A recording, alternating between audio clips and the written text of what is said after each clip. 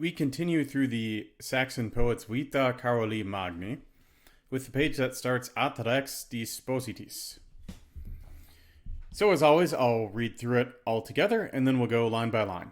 At rex dispositīs legionibus ad Ticininsum obsidione iugi populum belloque praemandum orandi causa Rome loca sancta petivet. Ilic supplicibus votis ex corde paractis. Ad Ticinum rediit, quae iam certamine longo. Deditatum Francis. Missed line. Fessa repugnandi viris a misera domnes. Deditatum Francis. Haec clarissima cunctis exemplo fuerat reliquis.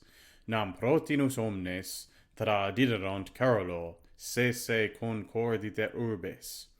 Justum regni, quod iam sibi iure subactum disposuit, quantum potuit pro temporitali.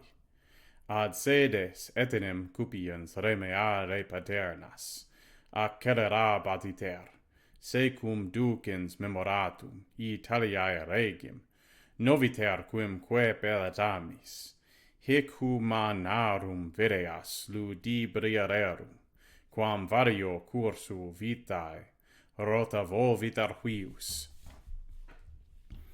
So we have, and the king, having arranged, or the legions having been arranged, to Ticininsum.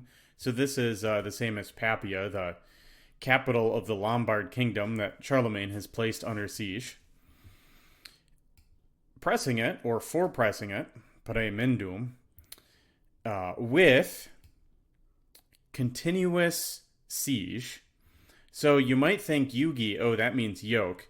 Not quite. In this case, it's yugi continuous, and it's an ablative there to go with obsidione. So to press the people with constant siege and war, and with war, so bello there is in the ablative. In the print edition, there's a footnote. I'll pause there so you can read it.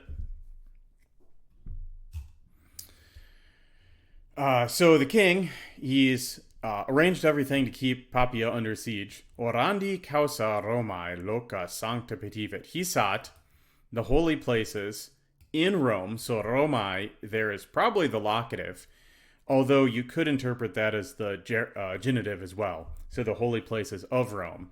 For what? For the cause of praying. So here we've got both ablative and we've got a gerund here, orandi, for praying. So he goes to Rome to pray.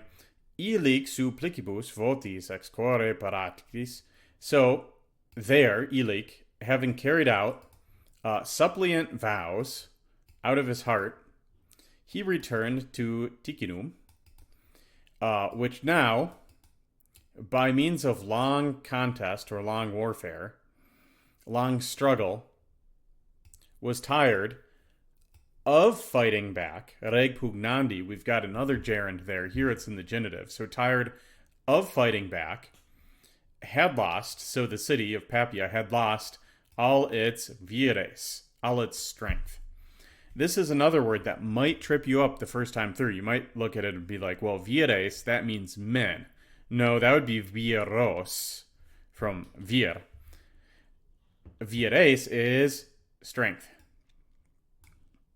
Literally strengths, but we translate that in English as strength, even though it's plural in Latin. Deditatum Francis haec clarissima. So this most famous, there's an implied city here. So we're talking about Papia. So this most famous city, having been given to the Franks then,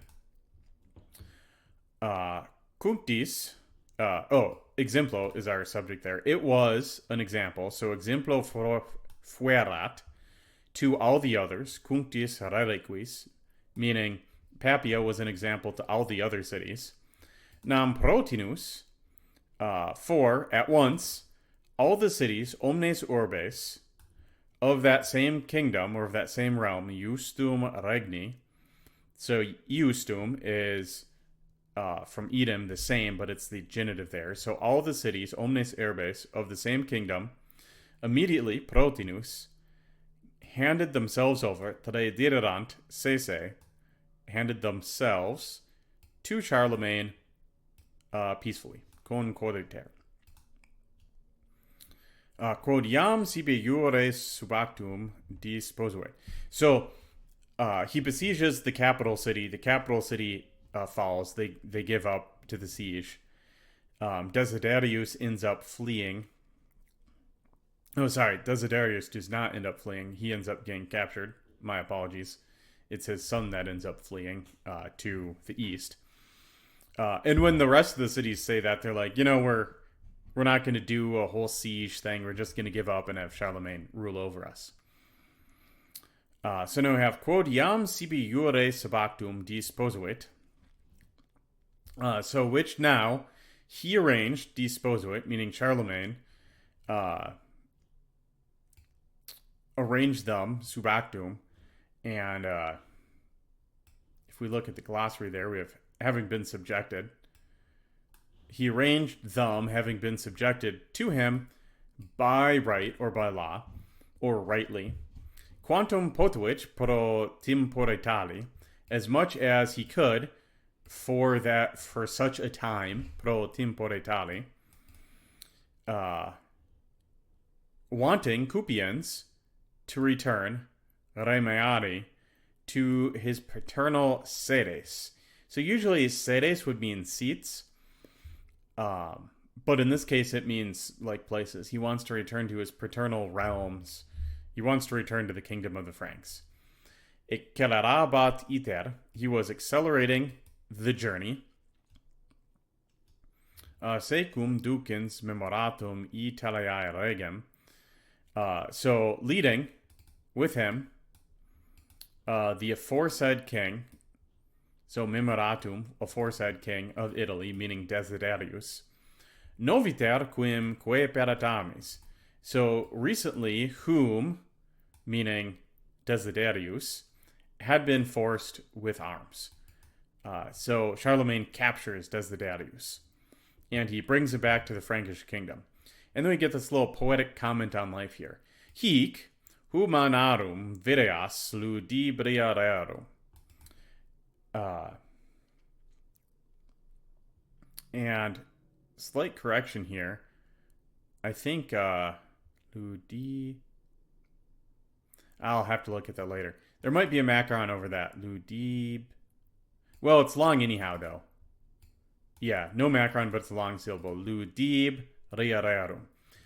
Anyhow, you see, so we've got the second person here, which is a little surprising. So the Saxon poet's making a comment to us.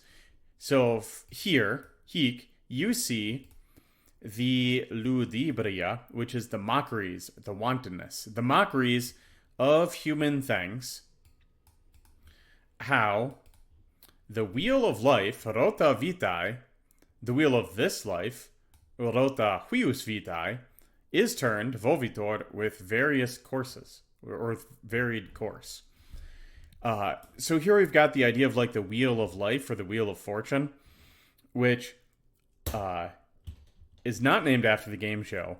Instead, this was like a common idiom, but it was really popularized by Boethius in his Consolations of Philosophy, who talks about the rotae fortunae, the wheel of fortune, how sometimes you're going up and sometimes you're going down, and that's not something you can control necessarily. That's just how life is. And the Saxon poet's making the point here. Desiderius, he was the king of the Lombards, and now he's captured. He's a prisoner. And we'll get some more discussion of that in the next page, in the next video.